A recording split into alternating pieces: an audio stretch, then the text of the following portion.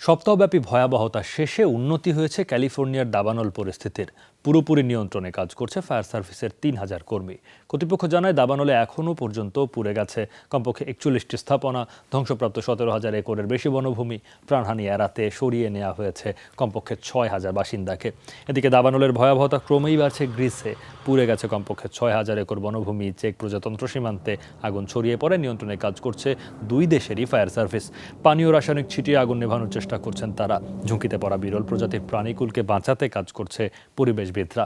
এছাড়া এখনও Spain, France, Italy ও স্লোভেনিয়ায় ভয়াবহতা ছড়াচ্ছে দাবানল।